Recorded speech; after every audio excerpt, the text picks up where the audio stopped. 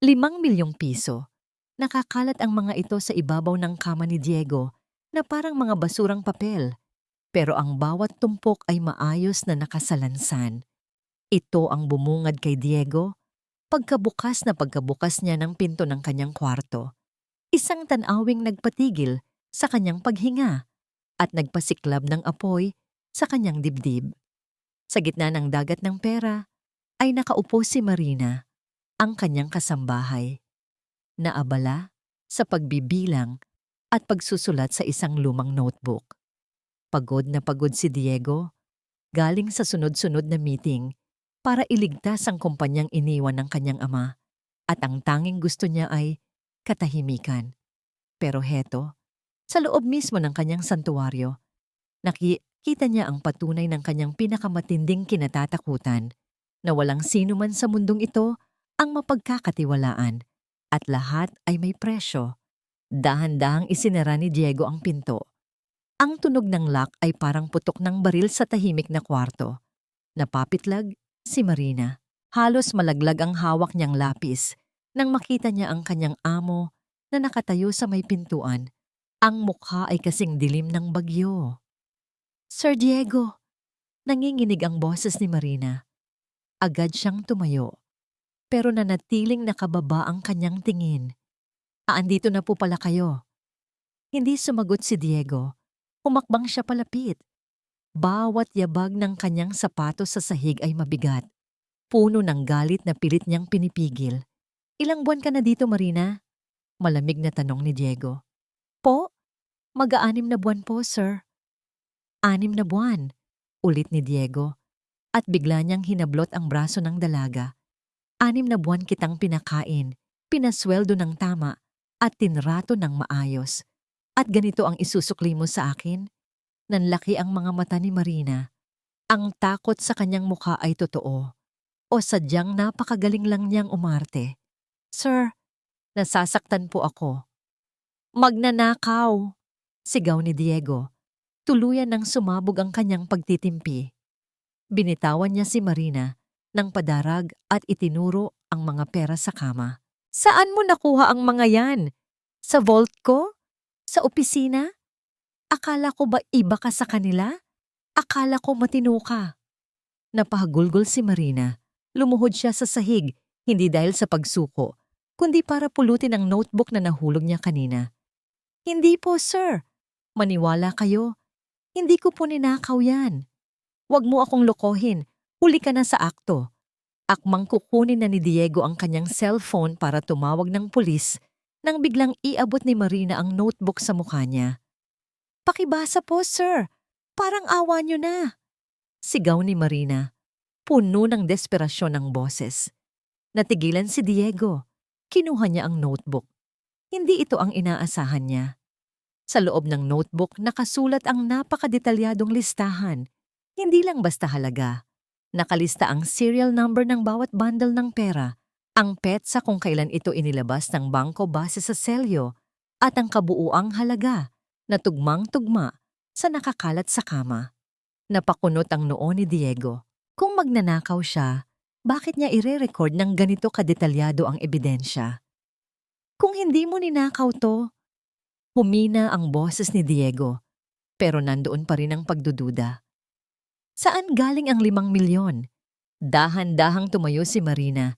Pinapahid ang luha sa kanyang pisngi gamit ang likod ng kanyang palad. Itinuro niya ang ilalim ng kama ni Diego. "Diyan ko po nakita, sir. Sa ilalim ng sahig, sa may gawing ulunan." Sagot ni Marina. Ang boses ay garalgal pa rin sa takot. Kumunot ang noo ni Diego. Lumuhod siya at sinilip ang ilalim ng kama. Madilim, pero naaaninag niya ang isang bahagi ng sahig na parang hindi pantay. Inabot niya ito. Isa itong tile na kahoy na bahagyang nakaangat. Hinila ni Diego ang tile. Natigilan siya. Sa ilalim noon ay may isang butas, at sa loob ng butas ay may nakasiksik na isang lumang kahong bakal. Puno ito ng alikabok at kinakalawang na ang mga gilid. Dahan-dahang hinila ni Diego ang kahon palabas. Mabigat ito. Kahit na wala na itong laman ngayon, kundi hangin.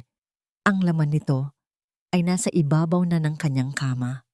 Nagwawalis po ako kanina nang mapansin kong umaalog ang sahig. Paliwanag ni Marina. Nakatayo lang siya sa gilid. Pinipisil-pisil ang laylayan ng kanyang uniforme. Akala ko po anay. Pero nung sinilip ko, yan po ang nakita ko. Tumayo si Diego at hinarap ang dalaga. Hawak pa rin niya ang notebook ni Marina. At bakit mo binilang? Tanong ni Diego. Mas mahinahon na ngayon, pero nananatiling seryoso. Bakit hindi mo na lang ako hinintay? Napalunok si Marina. Tumingin siya ng diretso sa mga mata ni Diego. Dahil ayoko pong pagbintangan niyo ako kung sakaling may kulang. Mabilis na sagot ni Marina. Kaya inilista ko lahat, sir. Bawat serial number, bawat tumpok. Para may ebidensya na kung ano ang nakita ko, yun din ang ibibigay ko sa inyo. Wala akong kinuha kahit 5. Natahimik si Diego. Tiningnan niya ang notebook. Ang sulat kamay ni Marina ay pulido, maayos at walang bura. Ipinapakita nito ang isang isip na organisado at tapat. Sa buong buhay ni Diego bilang negosyante, sanay siyang makakita ng mga taong nagtatago ng pera, hindi mga taong naglilista nito para isauli. Naramdaman niya ang unti-unting paghupa ng init ng kanyang ulo at napalitan ito ng hiya. Maling-mali siya ng inakala. Sorry, mahinang sabi ni Diego. Halos hindi marinig, pero sapat na para magbago ang ekspresyon ni Marina mula sa takot patungo sa gulat. Binalik ni Diego ang tingin sa mga pera. Pero, bakit may ganito kalaking halaga si Papa na hindi ko alam? At bakit itinago niya ito sa ilalim ng sahig na parang takot na may makakita? Lumapit si Diego sa kama. Hinawakan niya ang huling tumpok ng pera na nasa dulo. Sa pag-angat niya ng bundle, may nahulog na isang bagay mula sa pagitan ng mga ito. Isang sobre. Luma na ito. Nanininilaw na ang papel at kulubot ang mga gilid. May mantsa ito sa kanang bahagi. Kulay kalawang. Hindi kalawang. Dugo. Natuyong dugo. Nanlamig ang buong katawan ni Diego. Parang may bumara sa lalamunan niya habang pinupulot ang sobre. Nakabibingi ang katahimikan sa loob ng kwarto. Pati si Marina ay hindi makagalaw. Nakiramdam sa bigat ng atmosfera. Nakita ni Diego ang pangalan sa harap ng sobre. Para kay Diego, ang sulat kamay. Ang pamilyar na kurba ng letrang D. Papa, bulong ni Diego. Naramdaman niya ang panginginig ng kanyang mga daliri. 3 taon na ang nakalilipas mula nang mamatay ang kanyang ama sa sakit sa puso. O iyon ang akala niya. Iyon ang sabi ng doktor. Iyon ang sabi ng report. Pero bakit may dugo sa sobreng ito? Dahan-dahang pinunit ni Diego ang selyo ng sobre. Ang tunog ng napupunit na papel ay parang kulog sa kanyang pandinig. Binuklat niya ang sulat. Binasa niya ang unang pangungusap at sa isang iglap, gumuho ang mundong kinalalagyan niya. Diego, anak, kung binabasa mo ito, ibig sabihin ay, wala na ako. Tumigil ang paghinga ni Diego. Ipinagpatuloy niya ang pagbasa at bawat salita ay parang kutsilyong sumasaksak sa kanyang dibdib. Huwag kang maniniwala sa kanila. Hindi sakit ang papatay sa akin. Ang pumatay sa akin ay ang taong pinagkakatiwalaan natin higit sa lahat. Ang itinuring mong pangalawang ama. Si Rogerio. Napahawak si Diego sa gilid ng kama para hindi matumba.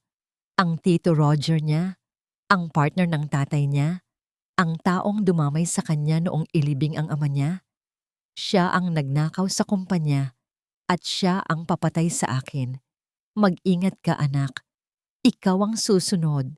Biglang tumunog ang doorbell sa ibaba. Isang mahaba at mariing tunog na umalingaw-ngaw sa buong bahay. Sir? Tawag ni Marina. Bakas ang pag-aalala sa mukha ng amo. Ayos lang po ba kayo? Hindi makasagot si Diego. Nakapako ang tingin niya sa papel. Bumukas ang pinto ng kwarto. Sumilip ang isa pang katulong. Sir Diego, sabi nito. Nasa baba po si Sir Rogerio. Gusto daw po kayong makausap. Importante daw po. Napatingin si Diego sa pinto. Pagkatapos ay kay Marina. At huli, sa sulat na hawak niya, ang pumatay sa kanyang ama ay nasa loob na ng kanyang bahay.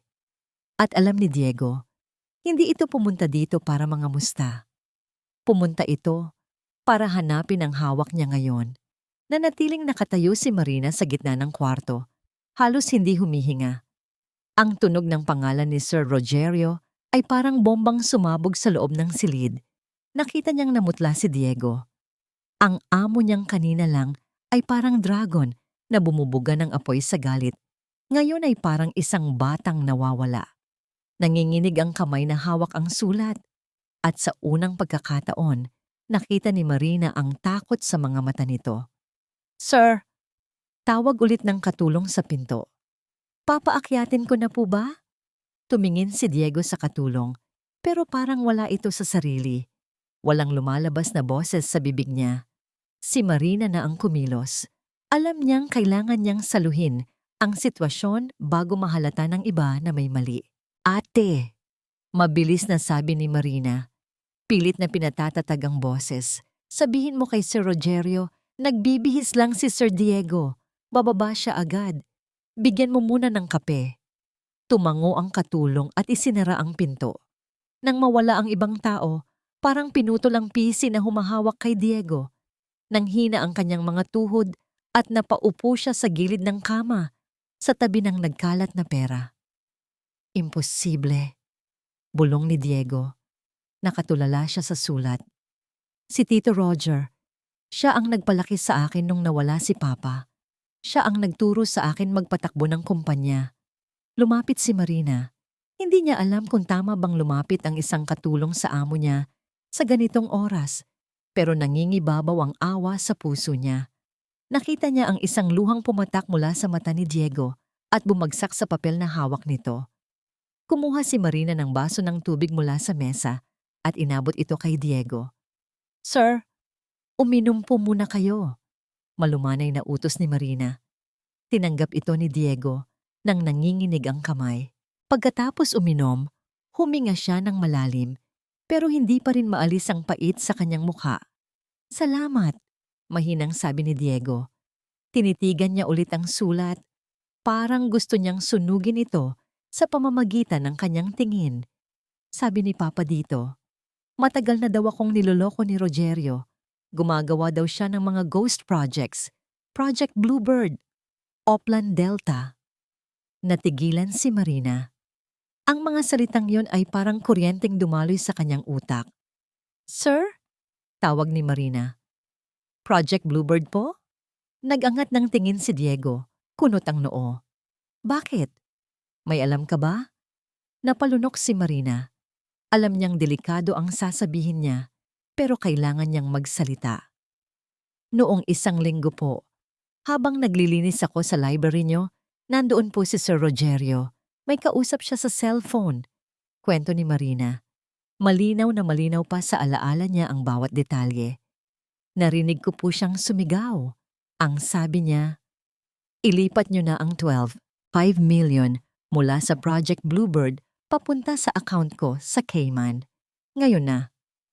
Nabitawan ni Diego ang baso. Bumagsak ito sa carpet pero hindi nabasag. Tumapon lang ang tubig. Sigurado ka ba sa narinig mo, Marina? Seryosong tanong ni Diego. Nawala ang lito sa kanyang mga mata. Napalitan ng matalim na tingin. Opo, sir. Hinding-hindi ko po makakalimutan ang mga numero. Mabilis na sagot ni Marina. Tapos binanggit niya po ang petsa. October 15. Yun din po ang petsa na nakasulat sa likod ng tseke na nakita ko sa basurahan niyo dati. Napatayo si Diego. Lumapit siya kay Marina at hinawakan ang balikat nito. Hindi ito hawak na nananakit tulad kanina, kundi hawak ng isang taong nakakita ng kakampi sa gitna ng giyera. Ikaw, bulong ni Diego, parang ngayon lang niya talaga nakita si Marina. Hindi ka lang basta naglilinis, nakikita mo ang lahat, naririnig mo ang lahat. Napaiwas ng tingin si Marina, nahihiya. Mahilig lang po talaga ako sa numero, sir. Mula bata pa ako. Kapag nakakita ako ng numero, dumidikit na po sa isip ko. Hinigpitan ni Diego ang hawak sa balikat niya. Kailangan kita, Marina. Seryosong sabi ni Diego. Si Rogerio, nasa baba siya ngayon. Kung totoo ang sinabi ni Papa, baka alam niyang nandito ang pera. Baka alam niyang may iniwan si Papa. Biglang nakaramdam ng takot si Marina. Ang taong pumatay sa ama ni Diego ay nasa sala lang nila ngayon. Ilang metro lang ang layo. Anong gagawin natin, sir? Tanong ni Marina. Tumingin si Diego sa nagkalat na pera at sa butas sa sahig. Tulungan mo akong ibalik lahat ng ito. Bilis! Walang makakaalam na nakita mo ito. Walang makakaalam na may alam tayo. Dali-daling kumilos si Marina. Sa bilis ng tibok ng puso niya, parang sasabog ang dibdib niya. Tinulungan niyang isalansan pabalik sa kahon ang mga pera. Ang mga kamay nila ni Diego ay nagkakasagi, parehong malamig, parehong nanginginig. Nang maibalik nila ang tile sa sahig at mahila ang kama pabalik sa pwesto, pareho silang hinihingal. Kinuha ni Diego ang sulat ng ama niya at isiniksik ito sa loob ng kanyang bulsa. Tinitigan niya si Marina sa mata. Simula ngayon, Marina, hindi ka na lang katulong dito. Madiin na, sabi ni Diego. Ikaw na ang magiging mata at tainga ko. Tulungan mo akong pabagsakin siya. Tumango si Marina. Opo, sir. Pangako. Tok, tok, tok. Tatlong malalakas na katok. Diego, ang boses ay malalim, baritono, at puno ng autoridad. Nanigas si Marina. Kilala niya ang boses na yon. Si Rogerio. Wala na ito sa sala. Nasa tapat na siya mismo ng pinto ng kwarto. Diego, buksan mo ito. Sabi ni Rogerio mula sa labas. Ang tono niya ay hindi nakikiusap. Alam kong may tinatago ka dyan. Nagkatinginan sina Diego at Marina. Hawak ni Diego ang pinto pero hindi pa ito binubuksan. Nasa bulsa niya ang ebidensyang papatay sa kanila kung malalaman ni Rogerio. At si Marina, nakatayo sa gitna ng kwarto, alam niyang ang susunod na mangyayari ay magbabago sa buhay niya magpakailanman. Dahan-dahang pinihit ni Diego ang doorknob. Bumukas ang pinto. Hindi pa man nakakaalis ang kamay ni Diego sa doorknob, pumasok na agad si Rogerio. Ang bigat ng presensya nito ay parang agad na pumuno sa buong kwarto. Amoy na amoy ni Diego ang mamahaling pabango ng kanyang tiyuhin. Isang amoy na dati ay nagpaparamdam sa kanya ng seguridad, pero ngayon ay nagpapatindig ng kanyang balahibo. Diego, bati ni Rogerio. Ang boses nito ay kalmado, pero ang mga mata ay mabilis na lumibot sa paligid ng kwarto. Bakit nakakandado? At bakit ang tagal mong buksan? Naramdaman ni Diego ang bigat ng sulat sa kanyang bulsa. Parang gusto nitong umapoy. Pilit niyang pinakalma ang tibok ng puso niya. Kailangan niyang umarte. Kailangan niyang maging ang Diego na kilala ni Rogerio. Ang masunuring pamangkin. Nag-aayos lang ako ng mga gamit dito, sagot ni Diego. Sinikap niyang lagyan ng pagkairita ang boses niya para magmukhang naiisturobo lang siya at hindi natatakot. Alam mo naman, stress sa trabaho, gusto ko lang ng privacy. Dumako ang tingin ni Rogerio kay Marina. Nakatayo ang dalaga sa gilid, nakayuko, at mahigpit na nakahawak sa laylayan ng kanyang uniforme. Tumaas ang kilay ni Rogerio. Isang ngiti ang sumilay sa labi nito, pero hindi umabot sa mga mata. At kasama sa privacy mo ang katulong? Mapanguyam na tanong ni Rogerio. Humakbang si Diego. Hinarangan niya ng katawan si Marina mula sa tingin ni Rogerio. Si Marina, pakilala ni Diego, matatag ang boses. Inutusan ko siyang tulungan akong mag-audit ng mga personal kong resibo. Magulo ang kwarto ko, tito. Kailangan ko ng taga-ayos. Audit? Tumawa ng mahina si Rogerio. Isang tunog na parang gumagaralgal na makina. Diego, hiho, may mga accountant tayo para dyan. Bakit mo pagtitiwalaan ng isang Amak nakatulong sa mga dokumento mo dahil mas magaling siya sa math kaysa sa mga accountant mong puro palusot. Mabilis na sagot ni Diego. Natigilan si Rogerio. Saglit na dumaan ang gulat sa mukha nito. Ito ang unang beses na sumagot si Diego ng pabalang tungkol sa mga empleyado ng kumpanya. Tinitigan ni Rogerio si Diego ng matagal. Para bang binabasa niya ang kaluluwa ng pamangkin. Pinagpawisan ng malamig si Diego, pero hindi siya kumurap. Sa huli, tumango si Rogerio. Sige, sabi nito. Tinapik niya ang balikat ni Diego. Mabigat, mariin. Dumaan lang ako para ipaalala ang board meeting bukas. Huwag kang mawawala. May malaki tayong desisyon na gagawin. Pagtalikod ni Rogerio, pasimple niyang sinulyapan ulit si Marina bago tuluyang lumabas ng pinto. Nang marinig nila ang mga yapak ni Rogerio, napapalayo. Napasandal si Diego sa pinto at napabuga ng hangin. Muntik na iyon. Sir, nanginginig na tawag ni Marina. Natatakot po ako sa tingin niya. Di humarap si Diego sa dalaga. Nakita niya ang takot sa mukha nito. Pero nakita rin niya ang tapang na ipinakita nito kanina habang nag-aayos sila ng pera. Huwag kang mag-alala. Hindi kita pababayaan, sabi ni Diego. Tinitigan niya ang suot ni Marina, isang luma at maluwag na uniforme. Kung magiging mata at taingan niya si Marina sa kumpanya, hindi ito pwedeng magmukhang katulong. Kailangan itong magmukhang kagalang-galang. Kailangan itong magmukhang hindi kayang tibagin ni Rogerio. Magbihis ka, Marina, utos ni Diego. Aalis tayo. Sa loob ng isang eksklusibong butik sa mall, hindi mapakali si Diego habang nakaupo sa sofa. Kanina pa nasa fitting room si Marina. Ang mga sales lady ay panay ang sulyap at bulungan. Nagtataka kung bakit ang isang kilalang bilyonaryo ay may kasamang babaeng nakatsinelas lang pumasok sa tindahan nila. Pero wala nang pakialam si Diego sa sasabihin ng iba. Ang nasa isip niya ay ang giyerang kakaharapin nila. Kailangan ni Marina ng armor. Sir? Tawag ng isang sales lady. Okay na po. Bumukas ang kurtina ng fitting room. Napatayo si Diego. Lumabas si Marina suot ang isang navy blue na dress. Simple lang ang tabas nito, pero yakap nito ang kurba ng katawan ng dalaga na dati nakatago sa maluwag na uniforme. Ang buhok niyang laging nakapusod ay nakalugay na ngayon. Bagsak at makintab.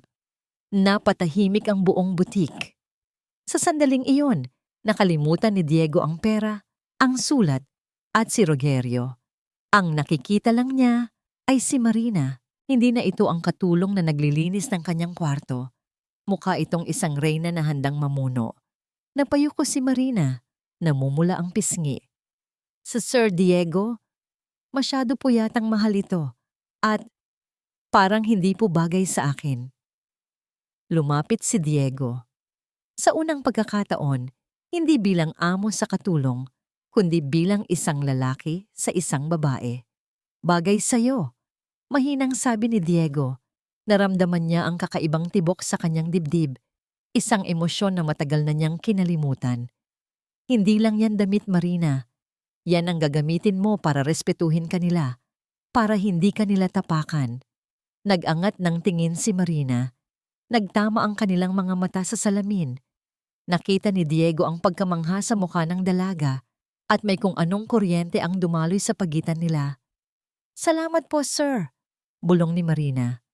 Binayaran ni Diego ang lahat ng sinukat ni Marina, sapatos, damit, bag. Lahat ng kailangan para sa bago niyang role bilang executive assistant. Lumabas sila ng butik. Iba na ang lakad ni Marina ngayon. Mas tuwid, mas may kumpiyansa. Nakaalalay ang kamay ni Diego sa likod nito. Masaya ang paligid sa mall. Maraming tao, maingay, maliwanag. Parang normal lang lahat. Pero habang naglalakad sila papunta sa parking lot, biglang huminto si Marina. Hinawakan niya ng mahigpit ang braso ni Diego. Ang mga kuko niya ay halos bumaon sa coat ng binata. Sir, huwag po kayong lilingon, bulong ni Marina. Ang boses ay puno ng kaba. Bakit? Tanong ni Diego.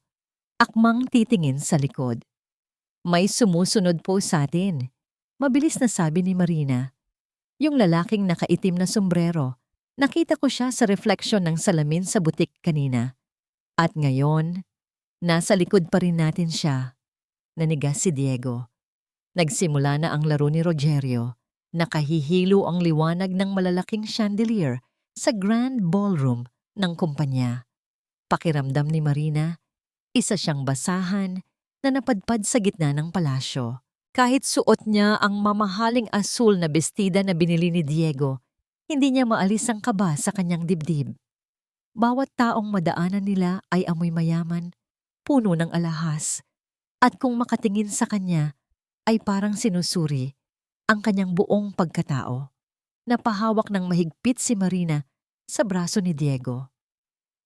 "Huwag kang yumuko," bulong ni Diego sa kanya. Mainit ang hininga nito sa kanyang tainga, nagbibigay ng kakaibang tapang. "Mas may karapatan kang tumayo dito kaysa sa kanila. Dahil ikaw, totoo ka. Sila, puro maskara." Humugot ng malalim na hininga si Marina at inangat ang kanyang chin. Tama si Diego. Nandito sila para sa isang misyon. Sa di kalayuan, nakita niya si Rogerio. Nakatayo ito sa VIP area. May kausap na mga investor. Tumatawa habang hawak ang isang baso ng wine. Biglang may bumangga sa balikat ni Marina. Isang matinis na tili ang umalingaw-ngaw. "Oh my God! Tignan mo ang ginawa mo sa dress ko." Humarap si Marina at nakita ang isang babaeng puno ng diamante ang leeg. May mantsa ng red wine ang puti nitong gown. "Sorry po, ma'am," nauutal na sabi ni Marina. Akmang kukuha ng tissue. "Hindi ko po sinasadya." "Sorry?" Sigaw ng babae, sabay tabig sa kamay ni Marina. "Alam mo ba kung magkano ito? Katulong ka lang ba dito? Ang clumsy mo." Natahimik ang buong ballroom. Lahat ng mata ay nakatuon sa kanila. Naramdaman ni Marina ang pag-iinit ng kanyang mga mata. Gusto niyang lamunin siya ng lupa. Bumabalik ang pakiramdam niya ng pagiging maliit, ng pagiging walang kwenta. Pero bago pa man tumulo ang luha niya, naramdaman niya ang kamay ni Diego sa kanyang bewang. Hinila siya nito palapit, isang protektadong yakap sa harap ng lahat. "Clarissa," malamig na boses ni Diego. "Siya ang date ko ngayong gabi. At kung may dapat humingi ng tawad dito, ikaw yon. Nakita kong ikaw ang umatras at bumunggo sa kanya dahil masyado kang abala sa pakikipagtsismisan." Namutla ang babaeng tinawag na Clarissa. "Di Diego? I didn't know." "Ngayon alam mo na," putol ni Diego. "Excuse us." Tinalikuran nila ang babae at naglakad palayo. Rinig ni Marina ang bulungan ng mga tao. Pero sa pagkakataong ito, hindi na yon importante. Ang mahalaga lang ay ang init ng kamay ni Diego sa bewang niya. Dinala siya ni Diego sa gitna ng dance floor habang nagsisimulang tumugtog ang isang mabagal na musika. Ipinatong ni Marina ang mga kamay niya sa balikat ni Diego. Tinitigan siya nito sa mata. At sa sandaling iyon, parang silang dalawa lang ang tao sa mundo. "Salamat, sir," bulong ni Marina. "Diego na lang," sabi nito. At may kung anong lambot sa mga mata nito na nagpapabilis ng tibok ng puso ni Marina. "Ang ganda mo ngayong gabi, Marina. Hindi dahil sa damit, kundi dahil sa tapang mo." Namula si Marina. Gusto sana niyang namnamin ang kilig, ang pangarap, na sana ay totoo na lang ang lahat ng ito. Pero nahagip ng mata niya si Rogerio sa gilid ng dance floor. Lumabas si Rogerio mula sa VIP area at tumigil sa tapat ng isang private room sa gilid ng ballroom. Inilabas nito ang kanyang cellphone, tinignan ang screen at mabilis na pinindot ang keypad ng pinto. Agad na gumana ang utak ni Marina. Bumagal ang paligid. Naging malinaw ang bawat galaw ng daliri ni Rogerio. Taas kaliwa, gitna, baba kanan, gitna itaas, 15992. At pagkatapos, isang mabilis na pag-swipe sa screen ng cellphone bago ito ibulsa. Nakita ni Marina ang reflection ng screen sa salamin ng pinto. may pattern. Diego, bulong ni Marina, humigpit ang hawak sa balikat ng binata. Yung private room ni Rogerio, sa gilid. Nakita ko ang code, 12592. Natigilan si Diego sa pagsayaw. Tumingin siya kay Marina, puno ng pagkamangha. Sigurado ka? Opo. At iniwan niyang bukas ang briefcase niya sa loob. Nakita ko bago sumara ang pinto. Tumango si Diego. Gagawa ako ng gulo. Magtatawag ako ng toast para makuha ang atensyon ng lahat, pati ni Rogerio. Pumuslit ka. Kopyahin mo ang laman ng briefcase. Mag-ingat ka, pahabol ni Marina bago bumitaw.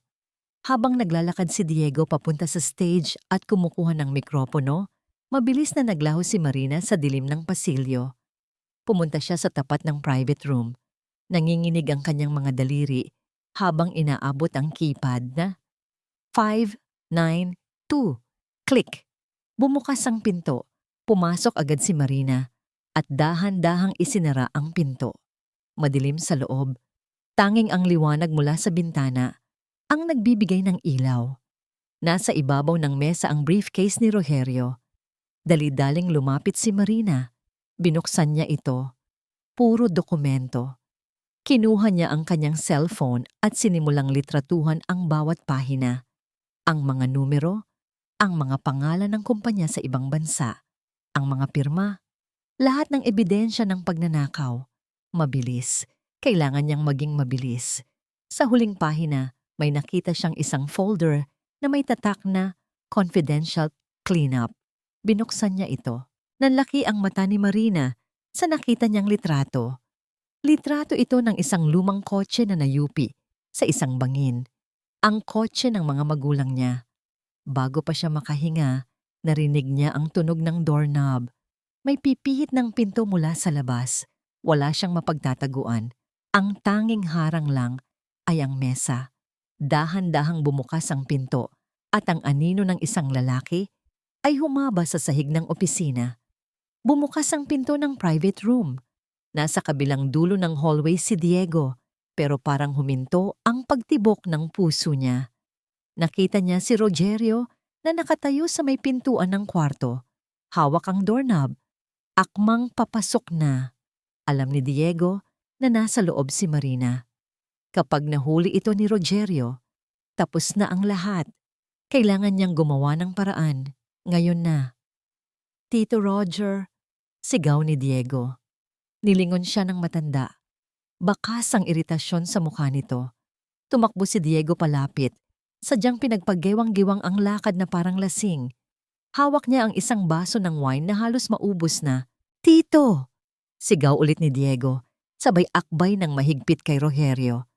Sadyang ibinuhos niya ang natitirang laman ng baso sa mamahaling coat ng tiyuhin. Ano ba, Diego?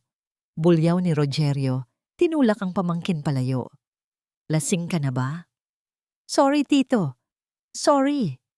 Mabilis na kinuha ni Diego ang panyo niya at pinunasan ng dibdib ni Rogerio. Sadyang hinarangan ang paningin nito sa pinto ng kwarto. Masyado lang akong masaya. Ang daming investors na gusto mag-invest. Yayaman tayo lalo. Habang abala si Rogerio sa pagpapagpag ng coat, nakita ni Diego mula sa gilid ng kanyang mata ang pagbukas ng pinto sa likuran ng matanda. Lumabas si Marina. Nakayuko, mabilis, at walang ingay na parang pusa. Dumula siya sa likod ng malaking haligi at naglaho sa dilim ng emergency exit.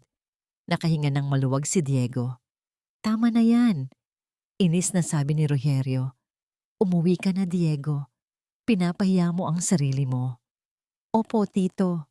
Sagot ni Diego. At sa pagkakataong ito, totoo ang ngiti niya.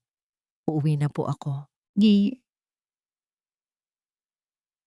Sa loob ng kotse ni Diego, bumuhos ang malakas na ulan. Walang imik si Marina sa passenger seat. Yakap-yakap niya ang kanyang sarili at nanginginig ang kanyang mga balikat.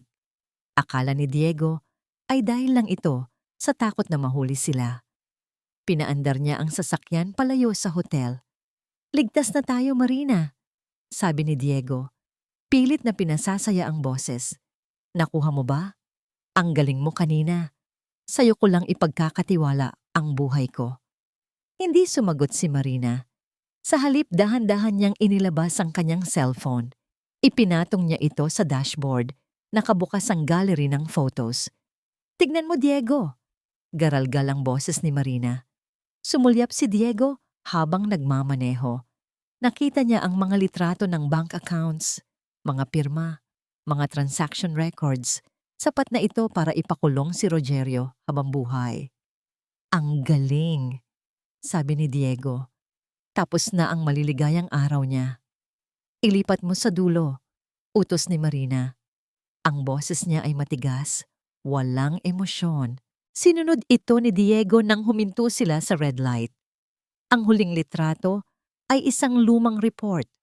May naka-attach na litrato ng isang wasak na pulang kotse sa ilalim ng bangin. Kumabog ang dibdib ni Diego. Pamilyar ang kotse. Binasa niya ang nakasulat sa report. Project Cleanup. Target Eliminated. Spouses Bartolome. Bartolome, apelido ni Marina. At sa ibaba ng report, may sulat kamay na pamilyar kay Diego. Sulat ng tatay niya. Note, bayaran ang natitirang pamilya.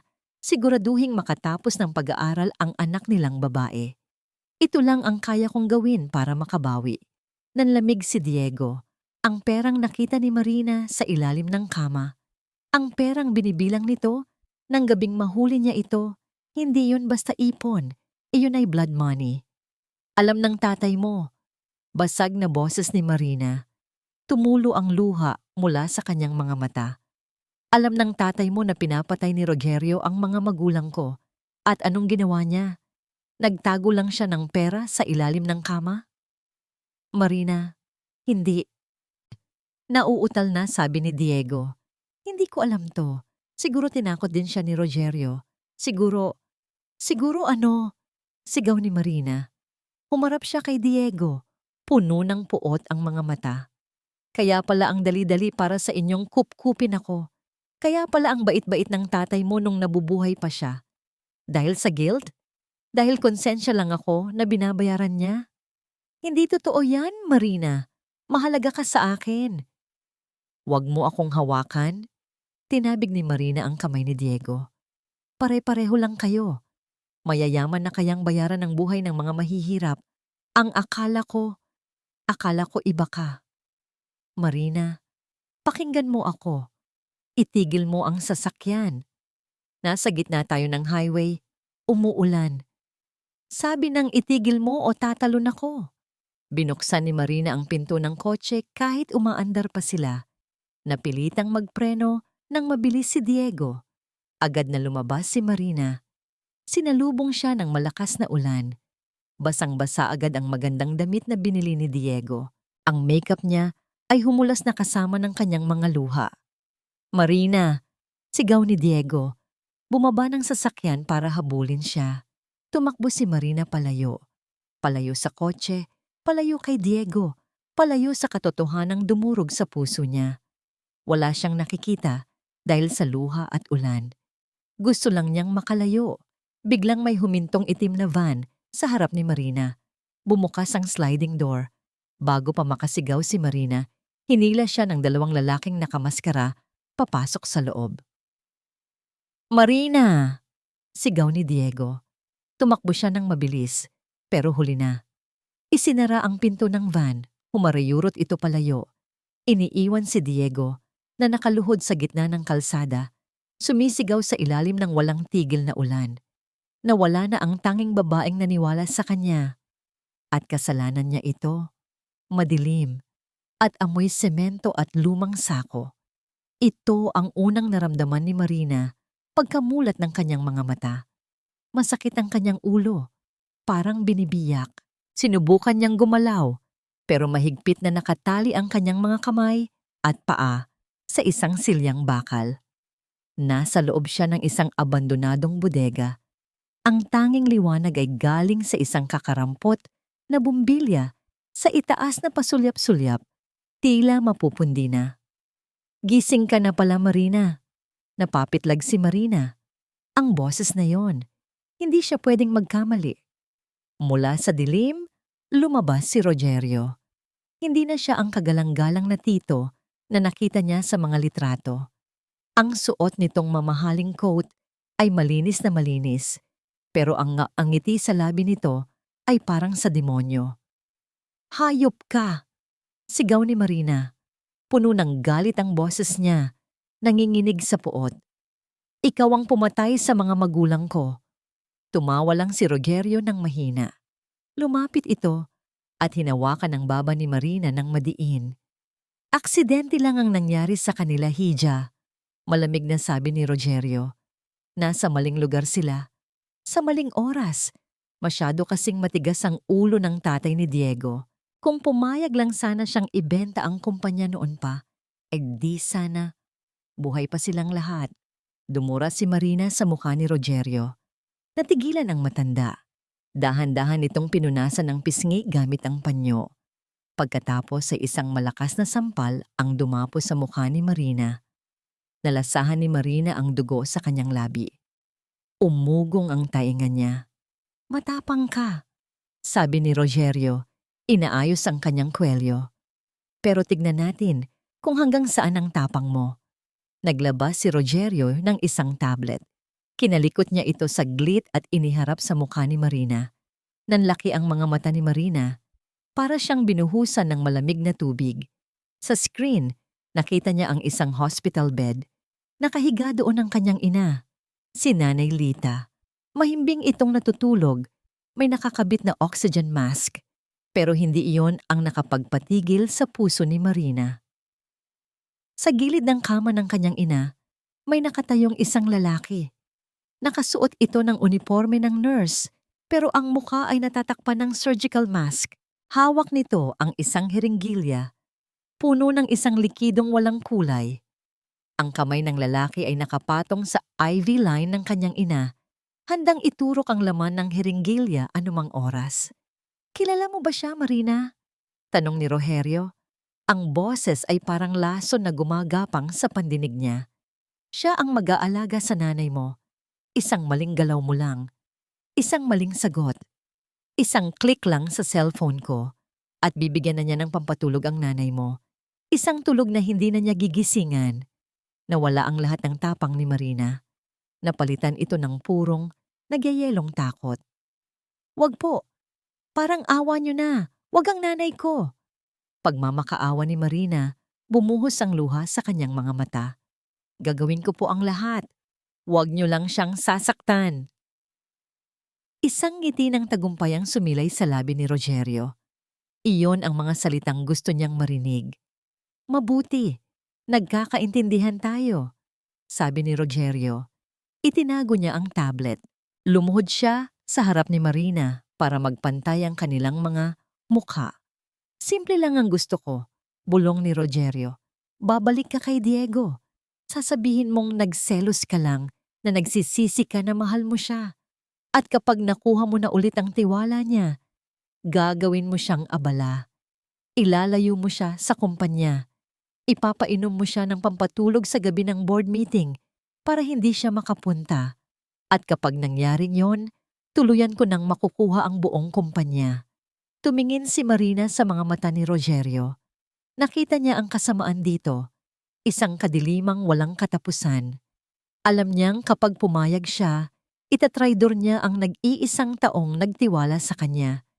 Itatraidor niya ang alaala ng kanyang mga magulang, pero nakita rin niya ang mukha ng kanyang ina.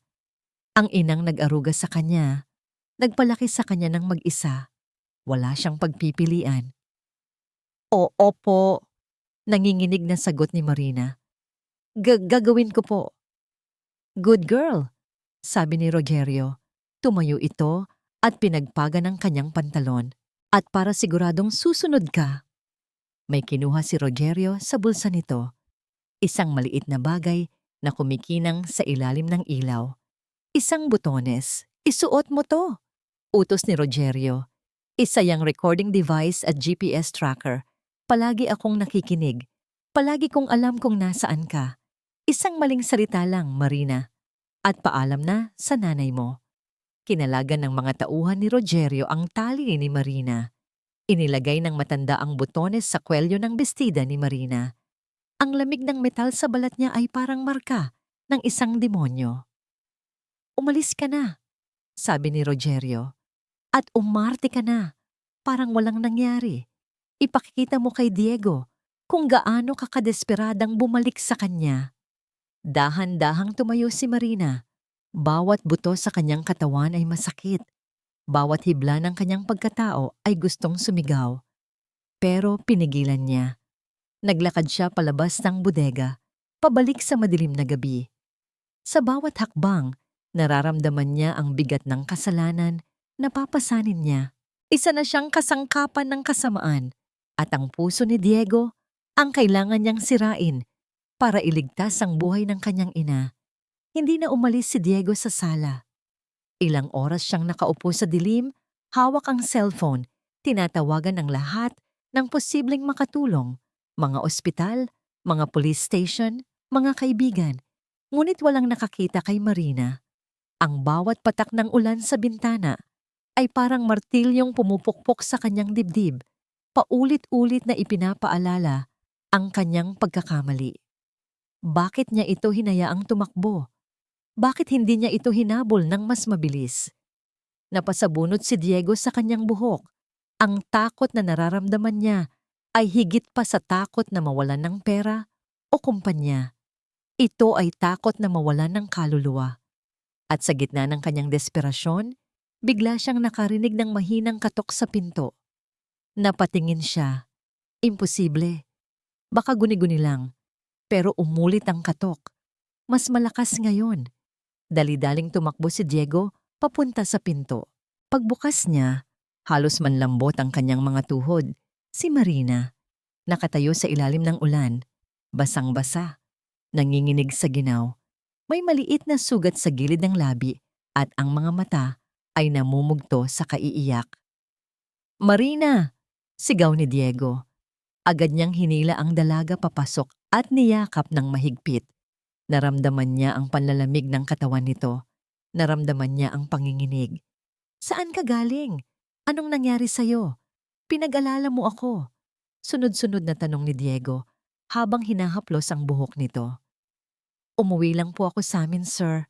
Mahinang sagot ni Marina, hindi tumitingin sa kanya. Medyo naguluhan lang po ako. Sorry po." "Huwag ka nang mag-sorry," sabi ni Diego. Kumuha siya ng tuwalya at maingat na pinunasan ang buhok at mukha ni Marina. "Ako ang may kasalanan. Ako dapat ang humingi ng tawad. Halika, magpalit ka ng damit. Baka magkasakit ka." Dinala niya si Marina sa kwarto nito. Pagkatapos nitong magbihis, dinala niya ito pabalik sa sala kung saan naghanda siya ng mainit na sabaw at tsa. Naupo sila sa sofa. Tahimik. Ang tanging maririnig lang ay ang tunog ng ulan sa labas at ang paghigop ni Marina sa sabaw. Tinitigan ni Diego ang babae sa harap niya. Ang babaeng nagbalik ng pag-asa sa buhay niya. Ang babaeng nagturo sa kanya kung paano ulit magtiwala. At sa sandaling iyon, alam na ni Diego ang kailangan niyang gawin. Hindi na niya ito papakawalan pa. Kinuha niya ang isang maliit na kahon mula sa kanyang bulsa. Ang singsing na matagal nang itinago ng kanyang ina. "Marina," simula ni Diego, hinawakan niya ang kamay ng dalaga. Malamig ito. "Mula nang dumating ka, nagbago ang lahat," sabi ni Diego. Ang boses ay puno ng sinseridad. "Akala ko, pera at kapangyarihan lang ang mahalaga sa mundo, pero ipinakita mo sa akin na mali ako. Ipinakita mo sa akin ang halaga ng katapatan, ng pagtitiwala." Tumingin si Marina sa kanya. May luha sa mga mata nito, pero hindi maintindihan ni Diego kung luha ba yun ng saya o ng lungkot. "Gusto kong bumuo ng bagong mundo kasama ka, Marina. Isang mundong puno ng tiwala at pagmamahal," pagpapatuloy ni Diego. "Gusto kong..." Akmang luluhod na si Diego nang biglang may kumalansing sa sahig. Isang maliit at itim na bagay na parang butones ang nahulog mula sa kwelyo ng damit ni Marina. Napakunot ang noo ni Diego. Pinulot niya ito. Hindi ito ordinaryong butones. May maliit itong ilaw na kumikindat-kindat at isang micro USB port sa gilid. Isang high-tech listening device, isang bag. Nanlamig ang buong katawan ni Diego. Parang biglang tumigil ang mundo. Dahan-dahan siyang nag-angat ng tingin kay Marina. Ang mukha ng dalaga ay putlang-putla, puno ng takot. At sa isang iglap, lahat ng pagmamahal at pagtitiwala na naramdaman ni Diego ay gumuho at naging abo. Ang pagtakbo niya palayo, ang bigla niyang pagbabalik, ang mga rehearsed na sagot, ang sugat sa labi. Lahat ay kasinungalingan, isang malaking palabas. Sino? Mahinang tanong ni Diego, pero ang bawat letra ay may bigat ng 1,000 tonelada. Sino ang nagbigay sa'yo nito? Hindi makasagot si Marina. Umiling lang siya habang bumubuhos ang luha. Si Rogerio ba? Tanong ulit ni Diego. Mas malakas na ngayon, may halong galit. Siya ba, Marina? Sumagot ka. Tumangulang si Marina, humahagulgol. Tumayo si Diego. Itinapon niya ang singsing sa sahig. Ang tunog nito ay parang nabasag na salamin. Kaya pala bigla kang bumalik, sabi ni Diego, tumatawa ng mapait. Hindi ka pala dinukot. Nakipagkita ka sa kanya. Kayo ang magkasabwat mula pa sa simula. Hindi, sir. Hindi totoo yan. Huwag mo akong tawaging sir, sigaw ni Diego. Magkano? Magkano ang bayad niya sa'yo para lokohin ako? Para sirain ako? Eto. Dumukot si Diego ng isang malaking tumpok ng pera mula sa drawer, ang natitirang ebidensya, at inihagis ito sa mukha ni Marina. Nagkalat ang mga bills sa sahig, sa sofa, sa paligid ng umiiyak na dalaga. Kunin mo lahat yan. Siguro naman sapat na yan para sa serbisyo mo. Puno ng pait na sabi ni Diego. Pare-pareho lang kayong lahat. Akala ko iba ka. Pero pera lang din pala ang habol mo. Hinila ni Diego si Marina patayo at kinaladkad palabas ng pinto. Umalis ka na, sigaw niya. Umalis ka at huwag ka nang magpapakita sa akin kailanman. Itinulak niya si Marina palabas sa ulan. Isinara niya ang pinto ng malakas. Napasandal siya dito, nanginginig sa galit at sakit. Katahimikan. Narinig niya ang mahinang pag-iyak ni Marina mula sa labas, bago ito tuluyang nawala. Naiwan si Diego mag-isa sa malaking bahay, napapaligiran ng pera, pero pakiramdam niya ay siya na ang pinakamahirap na tao sa buong mundo. Biglang tumunog ang cellphone niya. Isang hindi rehistradong numero. Sinagot niya ito. Hello? Isang pamilyar na tawa ang narinig niya mula sa kabilang linya. Ang tawa ni Rogerio. Salamat sa pagpapalaya sa kanya, Diego. Sabi ni Rogerio, puno ng tagumpay. Ngayon, wala nang sagabal para tapusin ko ang dapat tapusin. Natigilan si Diego. Wala nang sagabal. Ibig sabihin, si Marina ay hadlang kay Rogerio. Hindi kakampi. Nabitawan ni Diego ang cellphone. Bumagsak ito sa sahig. Ang takot na nakita niya sa mga mata ni Marina, hindi iyon takot ng isang taong nahuli.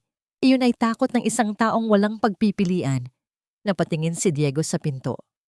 Marina, bulong niya. At sa sandaling iyon, alam niyang nagkamali siya. Isang pagkakamaling maaaring ikamatay ng babaeng pinakamamahal niya. Parang kidlat na tumama kay Diego ang katotohanan. Si Marina, inutusan lang siya. Tinakot. Kinailangan niyang gawin iyon. Hindi na nag-isip pa si Diego. Kinuha niya ang susi ng kanyang sports car at tumakbo palabas ng bahay.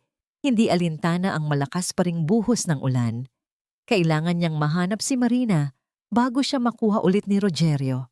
Saan? Saan siya hahanapin? Biglang naalala ni Diego ang kwento ni Marina tungkol sa nanay nito. Ang nanay niyang nasa ospital. Kung may isang lugar na pupuntahan si Marina sa oras ng kagipitan, iyon ay sa tabi ng kanyang ina. Pinaharurot ni Diego ang sasakyan, bumubulusok sa madulas at basang kalsada ng Maynila. Ang bawat segundong lumilipas ay parang karayom na tumutusok sa kanyang kaba. Pagdating sa St. Luke's Hospital, Halos iwanan na lang ni Diego ang kotse sa entrance. Dali-dali siyang tumakbo papasok. "Miss! Anong room ni Lita Bartolome?" Sigaw niya sa nurse station, hinihingal. "Room 302, sir. Palliative care unit." Sagot ng nurse. Tumakbo si Diego papunta sa elevator. Habang paakyat, paulit-ulit na tumatakbo sa isip niya ang mukha ni Marina. Umiiyak, nasasaktan, nagmamakaawa. Kasalanan ko to. Kasalanan ko to lahat. Pagbukas ng elevator sa third floor, agad niyang hinanap ang room 302. Nakita niya ito sa dulo ng hallway. Pero bago pa man siya makalapit, may narinig siyang boses mula sa loob ng isang bukas na utility closet sa gilid. "Opo, Sir Rogerio," sabi ng isang boses lalaki. Nakaalis na po siya. Mukhang papunta na sa meeting place. Nanigas si Diego. Dahan-dahan siyang nagtago sa likod ng pader at sumilip. Nakita niya ang isang lalaking naka-uniforme ng nurse, may kausap sa cellphone. Ang lalaking nakita niya sa video na hawak ni Rogerio. "Sinabi ko po sa kanya na dadalhin ko ang nanay niya sa construction site sa Taguig kung hindi siya susunod." Pagpapatuloy ng peking nurse. "Oo, sir. Sa luma at abandonadong site kung saan..." "Opo, kung saan niyo tinapos ang tatay ni Sir Diego." Nanginig ang kamao ni Diego sa galit. Hindi lang nila tinakot si Marina. Gagamitin pa nila ang mismong lugar kung saan pinatay ang kanyang ama para tapusin din ang dalaga. "Sige po, sir. Susunod na po ako doon," sabi ng lalaki at ibinaba ang tawag. Mabilis na nagtago si Diego. Nang makalabas ang peking nurse at lumiko sa kabilang hallway, dali-daling pumasok si Diego sa room 302. Naabutan niya ang isang matandang nurse na nag-aasikaso sa nanay ni Marina. Ang tunay na nurse. "Excuse me, ma'am," sabi ni Diego. Yung nurse na kalalabas lang, saan siya pupunta? "Ah, si Nurse Anton?" Sabi niya. Ililipat na daw si Mrs. Bartolome sa mas pribadong kwarto. Utos daw ng pamilya. "Hindi totoo yan," mabilis na sabi ni Diego. "Tumawag po kayo ng security. Ngayon na." Impostor yon. Nanlaki ang mata ng nurse. Agad nitong pinindot ang emergency button. Alam ni Diego na wala na siyang oras. Habang abala ang security sa paghahanap sa peking nurse, kailangan niyang maunahan si Rogerio sa Taguig. Bumalik siya sa kanyang sasakyan. Tinawagan niya ang pinagkakatiwalaan niyang hepe ng pulis. "Chief, kailangan ko ng backup. Isang construction site sa Taguig. May kidnapping na magaganap." Mabilis na paliwanag ni Diego. Ibinigay niya ang eksaktong address na narinig niya. "Pero huwag kayong papasok hanggat wala akong hudyat. Baka mapatay nila ang biktima." Pagkatapos ng tawag, tinapakan na ni Diego ang silinyador. Ang dating 10 minutong biyahe ay ginawa niyang 5. Ang bawat pag-overtake, bawat pag-swerve sa gitna ng traffic ay isang sugal na handa niyang ipanalo. Sa wakas, natanaw na niya ang abandonadong building. Isang kalansay ng semento at bakal, sa gitna ng kawalan, binabalot ng dilim at ambon. Ipinatay ni Diego ang headlights at ipinarada ang kotse sa di kalayuan. Sa likod ng mga matataas na talahib, dahan-dahan siyang bumaba. Kinuha niya ang isang bakal na tubo mula sa likod ng sasakyan. Ito lang ang armas niya. Tumakbo siya palapit sa building, gumagapang sa mga anino. Mula sa isang basag na bintana, sa unang palapag, narinig niya ang boses ni Marina. "Nandito na ako. Nasaan ang nanay ko?" Sigaw nito, puno ng takot. "Ang nanay mo?" Narinig ni Diego ang tawa ni Rogerio. "Nasa mabuting kalagayan siya, Marina. Nagpapahinga. At malapit ka na ring magpahinga. Nang habambuhay." Sinilip ni Diego. Nakatayo si Marina sa gitna ng malawak na sahig, basang-basa pa rin sa ulan. Nakapalibot sa kanya ang 3 tauhan ni Rogerio. At kaharap niya ang demonyo mismo, may hawak na baril na nakatutok sa dalaga. "Tapusin niyo na yan," utos ni Rogerio. "Itapon niyo sa hukay sa likod. para magkasama na sila ng tatay ni Diego. Humakbang ang mga tauhan ni Rogerio palapit kay Marina. Pumikit si Marina, naghihintay sa kanyang katapusan. Sa sandaling iyon, sinira ni Diego ang bintana. Crash! Rogerio! Sigaw ni Diego, puno ng galit na nag-aapoy. Hayop ka! Lahat sila ay napalingon sa kanya. Ang gulat sa mukha ni Rogerio ay hindi matatawaran. Diego? Subukan niyong saktan siya. Mamamatay kayong lahat. Banta ni Diego, hawak ng mahigpit ang tubo. Itinutok ni Rogerio ang baril kay Diego. Tanga ka talaga. Sumunod ka pa dito para mamatay kasama niya? Kung mamamatay ako, isasama kita. Habang nakatuon ang atensyon ni Rogerio kay Diego, sumenyas ito sa kanyang mga tauhan. Kunin niyo siya. Sumugod ang dalawang lalaki kay Diego. Ginamit ni Diego ang tubo para salagin ang mga suntok. Nakipagbasagan siya ng mukha. Bawat palo, bawat tadyak ay puno ng galit para kay Marina, para sa kanyang ama. Sa gitna ng gulo, sinamantala ni Marina ang pagkakataon. Kumuha siya ng isang piraso ng kahoy at ipinalo sa likod ng isa pang guon na babaril sana kay Diego. Nang matumba ang tatlong tauhan, naiwan na lang silang tatlo. Si Diego, si Marina, at si Rogerio na ngayon ay nanginginig na hawak ang baril. Tapos na ang laro mo, Tito, sabi ni Diego, humihingal. Hindi pa, sigaw ni Rogerio. Hindi niyo ako makukulong. Bigla niyang hinablot si Marina at tinutukan ng baril sa ulo. Isang galaw mo pa, Diego, nanginginig na sabi ni Rogerio. At pasasabugin ko ang ulo niya. Nanigas si Diego.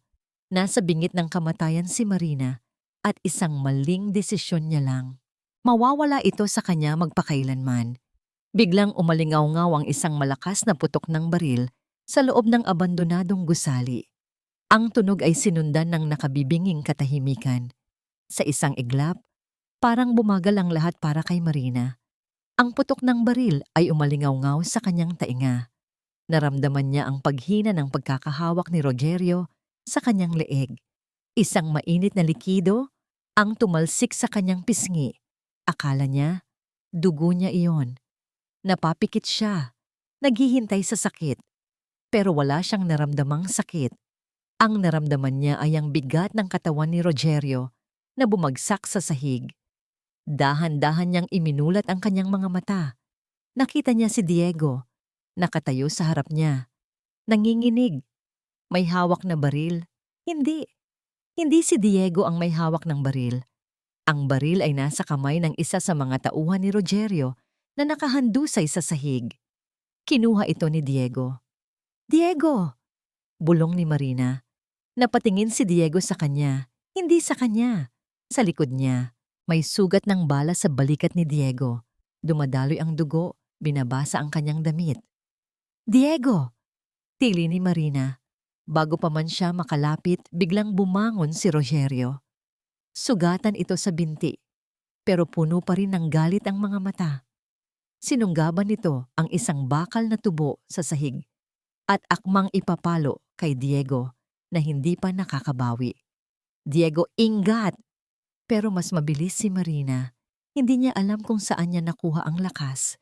Tinulak niya ang isang malaking drum na puno ng graba. Gumulong ito ng mabilis at tumama sa mga paa ni Rogerio. Nawalan ng balanse ang matanda at bumagsak ito kasabay ng pagdating ng mga pulis na sumisigaw at mga ilaw na kumukutitap mula sa labas. Pulis! Baba ang armas! Tapos na. Nakahinga ng maluwag si Marina. Ngunit ang ginhawang iyon ay agad na napalitan ng takot nang makita niyang nanghihina na si Diego. Tumakbo siya palapit at sinalo ang binata bago ito tuluyang bumagsak sa sahig. Diego, lumaban ka. Umiiyak na sabi ni Marina habang dinidiinan ang sugat sa balikat nito. Parang awa mo na. Huwag mo akong iwan. Hinawakan ni Diego ang pisngi ni Marina. Ang kamay niya ay nanginginig at puno ng dugo. Sorry, nangihinang sabi ni Diego. Sorry, hindi ako naniwala sa'yo. Shh! Huwag ka nang magsalita, hagulgol ni Marina. Ako ang dapat mag-sorry. Hindi ko dapat sinabi yung mga yon. Mahal kita, Diego. Mahal na mahal kita. Isang mahinang nga ng ngiti ang sumilay sa labi ni Diego. Mahal din. Kita. At pagkatapos ay pumikit ito. Diego? Diego! Dumating ang mga paramedic. Inilagay nila si Diego sa isang stretcher. Habang tinatakbo siya palabas, hindi binitawan ni Marina ang kamay nito. Sa kabilang dako, dinadampot ng mga pulis si Rogerio. Sumisigaw ito. Nagwawala. Isinusumpa ang pangalan ni Diego at ng ama nito. Pero wala nang nakikinig. Dinala siya palayo at kasama niya ang lahat ng kasamaan at kasinungalingan. Sa emergency room, parang walang katapusan ang paghihintay ni Marina. Nakaupo siya sa isang malamig na upuan sa labas, yakap-yakap ang sarili. Ang damit niya ay puno ng dugo ni Diego. Ang isip niya ay puno ng mga alaala nila. Ang unang pagkikita, ang sayaw, ang mga halik na hindi natuloy. Paulit-ulit niyang dinadasal na sana bigyan pa sila ng isang pagkakataon. Lumipas ang isang oras, 2, 3. Sa wakas, lumabas ang isang doktor mula sa operating room. Tinanggal nito ang kanyang face mask. Seryoso ang mukha. Tumayo si Marina. Nanginginig ang mga tuhod. Kinakabahan siya sa sasabihin ng doktor. Sino po ang pamilya ni Mr. Diego Alfonso? Ako po. Mabilis na sagot ni Marina. Kahit alam niyang wala siyang karapatan. Kaya kasintahan niya po ako. Kamusta na po siya, Doc? Tinitigan siya ng doktor. Isang mahabang nakakabinging katahimikan. Napahawak si Marina sa pader para hindi matumba. Ito na ba yon? Ito na ba ang katapusan ng lahat? Huminga ng malalim ang doktor. Nasa recovery room na siya, sabi nito. Matagumpay naming naalis ang bala. Malakas ang pasyente. Kailangan lang niya ng maraming pahinga. Parang nabunutan ng tinik si Marina. Napaluhod siya sa sahig. Humahagulgol. Hindi dahil sa lungkot, kundi dahil sa labis na pasasalamat. Buhay si Diego. Buhay ang lalaking mahal niya. At mayroon pa silang pagkakataon para itama ang lahat. Pagkamulat ng mga mata ni Diego, ang unang bumungad sa kanya ay ang puting kisame ng isang private hospital room. Amoy gamot. Tahimik. Sinubukan niyang bumangon pero naramdaman niya ang kirot sa kanyang balikat. At pagkatapos, naramdaman niya ang isang malambot at mainit na kamay na nakahawak sa kanyang kamay. Dahan-dahan niyang inilingon ang kanyang ulo. Si Marina. Nakatulog ito sa silyang katabi ng kanyang kama. Ang ulo ay nakasubsob sa gilid ng kutsyon. Kahit sa pagtulog, bakas pa rin sa mukha nito ang pagod at pag-aalala. Ang mga bakas ng tuyong luha ay nasa pisngi pa rin nito. Marahan niyang hinaplos ang buhok ng dalaga. Sa isang simpleng haplos na yon, parang naghilom ang lahat ng sugat sa kanyang puso, hindi lang sa kanyang balikat. Nagising si Marina. Nagkatitigan sila. Walang nagsalita. Sa mga mata na lang sila nag-usap. Mga matang nagsasabi ng sorry. Mga matang nagsasabi ng salamat.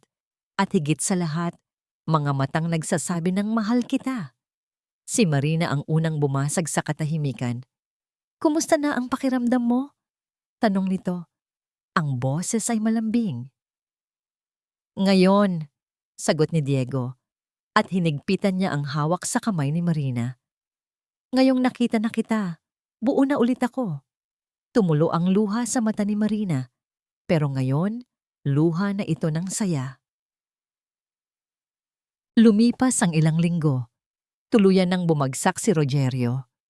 Ang mga ebidensyang nakuha ni Marina, kasama ang testimonya ng mga dating empleyadong takot lang magsalita noon, ay sapat na para mabulok siya sa kulungan habang buhay. Nilinis ni Diego ang kumpanya. Tinanggal niya ang lahat ng konektado kay Rogerio at pinalitan niya ng mga taong may integridad. Ang 5 milyong piso na itinago ng kanyang ama ay hindi niya ginalaw.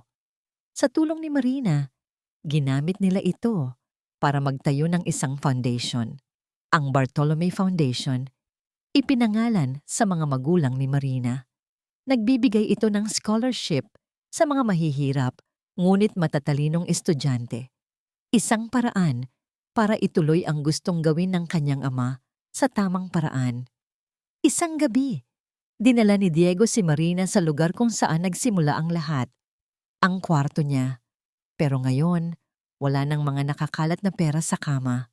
Sa halip, puno ito ng mga puting rosas. Bakit tayo nandito? Nagtatakang tanong ni Marina. Hindi sumagot si Diego. Sa halip, lumuhod siya sa harap ni Marina.